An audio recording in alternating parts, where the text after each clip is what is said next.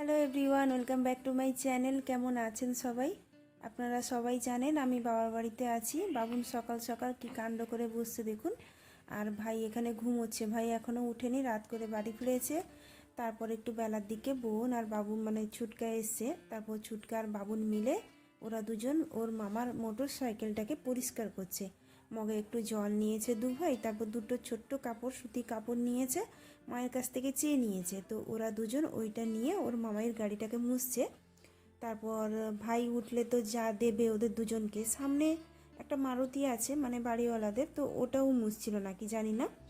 তারপর এখানে কাদা মাদা করে রাখছে মোটর সাইকেলটা। তারপর ভাই উঠলে তো মানে খুব বকাবকি করবে।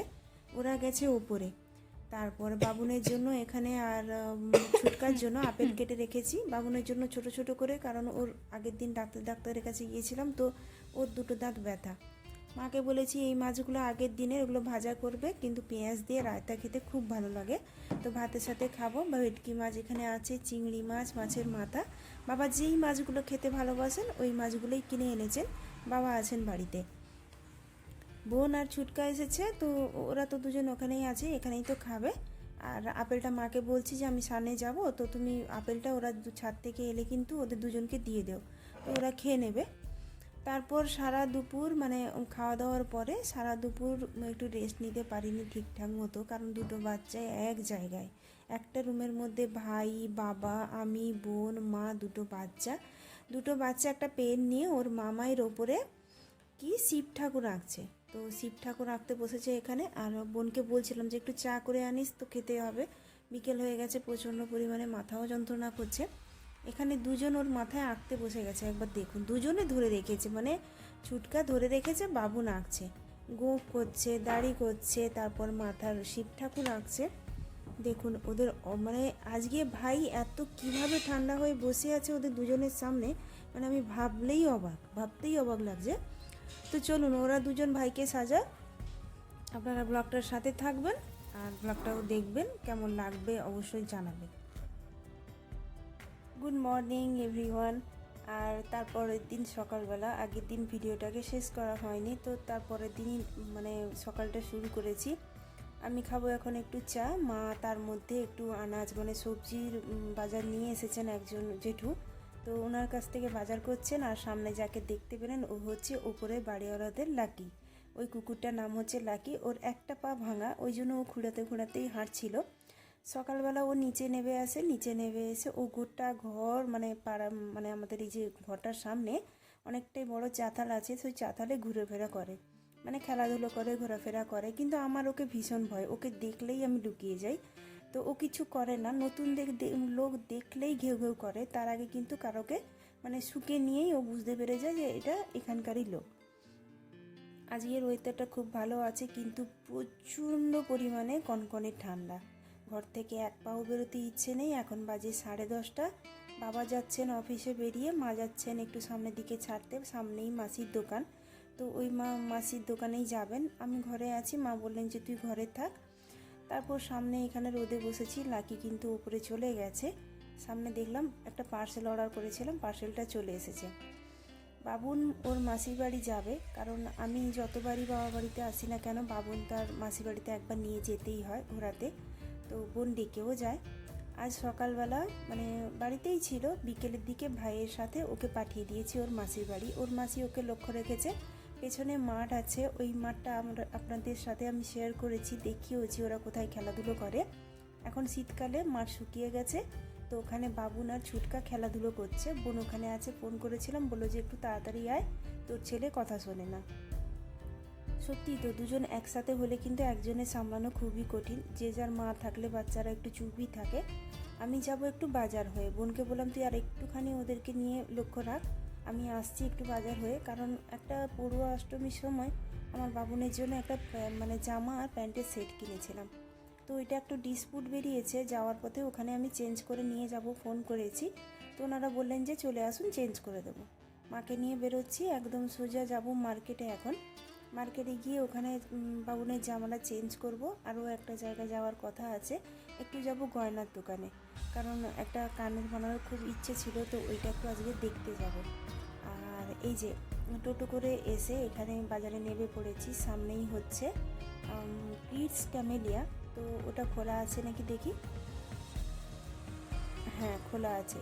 তো চলুন এখান থেকে জামাটা চেঞ্জ করে নিয়ে যাব।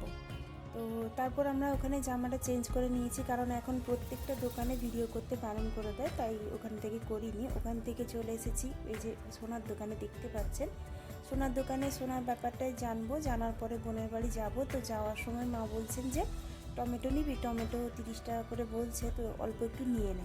মাকে বললাম যে তুমি নিয়ে যাও না, দেখুন কাঁচা আনাজ যদি এখন নিয়ে যাই তো কি হবে, ভারী হবে, সাথে ব্যাগ নেই, কতটা যাব। তো বাবুনের জ্যাকেটটা মা ধরেছেন, ও জ্যাকেট পরে যায়নি, এমনি সিম্পল জামা একটা পরে গেছে। কিন্তু বিকেলবেলা মানে আসবো রাত্রিবেলা, বোনের বাড়ি যেদিনই যায় না কেন, না খাইয়ে তো আর পাঠাবে না, ও খাইয়েই পাঠাবে। এখানে প্যাকেটে বাবুনের জন্য একটা হুডি নিয়েছি, অনেক কষ্টে পছন্দ করে তারপর পছন্দ হলো নিয়েছি। যাচ্ছি মাছের মানে মার্কেটের সামনে দিয়ে। আমি এমনিতেই মাছ খেতে ভীষণ ভালোবাসি, তো মাছের মার্কেটটা দেখতে দেখতে যাচ্ছি। এখানে ওই অনেক বেশি বেশি করে মাছ বিক্রি করছেন, যারা নিয়ে গিয়ে বাজারে বসেন, অল্প করে মানে বিক্রি করেন যারা, ওনারা ওখান থেকে নিয়ে যাচ্ছেন মাছ বেশি বেশি করে। তো আমি ওইখানে মাছের পাহাড় দেখে আমি তো পুরো অবাক, কারণ আমি এর আগে কখনো মাছের পাহাড় দেখিনি। মাছ দেখেছি ঠিকই, আর এখানে আছে এই যে কাতলা মাছ। সন্ধেবেলা কিন্তু এখানে মাছের বাজার খুব ভালো করেই বসে যায়, সাজিয়ে গুছিয়ে, একদম খুব ভালো মাছ পাওয়া যায়। আগের দিন বাবার বাড়িতে একটা প্রজাপতি বিস্কুট এনেছিলাম, তো বোন আর ছুটকা খেয়েছিল, খাওয়ার পরে বলেছিল যে খুব সুন্দর লেগেছে। আসার পথে ওদের জন্য একটু কিছু ফল এনেছি, আর ভাবছি এখান থেকে একটু প্রজাপতি বিস্কুট নিয়ে যাব। দোকানটা কত সুন্দর করে সাজানো আছে দেখুন, খুব সুন্দর লাগছে না? মানে দেখেই মনে হবে যেন সব কিছু নেব। এসে দেখি বোন আমায় চা দিচ্ছে, নিজে খাচ্ছে, আর আমি এখানে এই যে বিস্কুটটা নিয়ে বসে আছি, চা খাচ্ছি। দুজন বাচ্চা এখানে লেখাপড়া করছে, তো বোন বললো যে ছুটকা একটু লিখে নিক, তারপর না হয় ওরা খেলবে, কারণ টিউশন আছে, টিউশন ওপরে যায়নি। ওকে ডাকছে ওর ম্যাম, কিন্তু ও যায়নি। ও আমরা এসছি বলে কিছুতেই যাবে না। তো বোন বললো যে মানে ছুটকার বাবা মানে বোনের বর, ও চিকেন আনতে গেছে, চিকেন রান্না হবে, রাত্রিবেলা খেয়ে যাস, তো ছুটকাকে একটু তুই বসে বসে পড়া। এখানে ও নাম তারিখ ছিল, বাবুন লিখে দিচ্ছিল, তো বাবুনকে বললাম, বারণ করলাম ভাইকে দে, ভাই লিখে নি। আর আমার ছেলে ক্লাস 2-এ পড়ে, এই বছর উঠবে ক্লাস 3-তে, আর ছুটকা উঠবে ক্লাস 1-এ। তো ভাই এখানে ওই ঘরে ঘুমোতে পারেনি বলে সকালবেলা যে মানে দুপুরের দিকে যে বাবুনকে নিয়ে চলে এসেছে, তো এখানে এসে শুয়ে পড়েছে। বোন চা করেছিল, হালকা টিফিন ও করেনি, আমরা করেছি। তো ওখানে রুটি, চিকেন, ভাত সব কিছুই হচ্ছে, একদম রাত্রিবেলা খাওয়া দাওয়া করেই যাব। দুটো বাচ্চাকে সামলানোর ভার দায়িত্ব আমাকে দিয়ে গেছে, কারণ একবেলা ও বোন সামলেছে, আর এই বেলাটা আমাকে মানে সন্ধ্যের পর থেকে আমাকে সামলাতে হবে। তো বোন আমাকে বলছিল যে দিদি রাতে তুই থেকে যা, তো আমি কিছুতেই থাকবো না, কারণ প্রস্তুতি নিয়ে আসিনি যে থাকার জন্য, অনেক কিছু প্রয়োজন হয় শীতকালে। তো ওই জন্য রাত্রিবেলা বললাম খেয়ে দিয়ে চলে যাব। মেসো মাসি ভালোই আছেন, বোনের শ্বশুর শাশুড়ি মা ভালো আছেন। আর এখানে বাবুন কেন চলে আসে একবার দেখুন।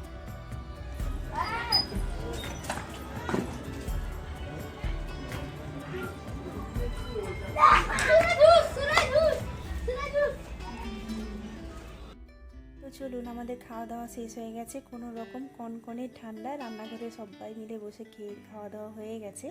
এখানে ছুটকা বলছে মাসি তুমি চলে যাও, ডোডো দাদাকে রেখে দিয়ে যাও, ওর মন ভীষণ শুকনো হয়ে গেছে, ভাবছিল যে আমরা থাকবো। তো বোন এখানে দিয়েছে দুটো নারকোল আর একটা পাকা পেঁপে, মাসি দিয়েছেন। ঘরের সামনেই বিশাল বড় পাকা পেঁপের গাছ আছে, পেকে গেছে অনেকগুলো। আর বোনের বাড়িতে আসা মানে বোন গাছগুজ করে অনেকটাই দেবে। এই যে পেঁপে গাছ, রাত্রিবেলা হয়তো দেখা যাচ্ছে না, বিশাল বড়। তো চলুন আস্তে আস্তে ঘরে ফিরি, সামনে ভাই আছে, ভাইকে বলবো একটা টোটো ঠিক করে দিতে, টোটো ঠিক করে দিলে বাড়ি চলে যাব। তাহলে আজকের ভিডিওটা এখানে শেষ করছি। কেমন লাগলো অবশ্যই জানাবেন, যদি ভালো লেগে থাকে লাইক করবেন, শেয়ার করবেন, সাথে থাকবেন। আপনারা খুব ভালো থাকবেন, সাপোর্ট করবেন প্লিজ।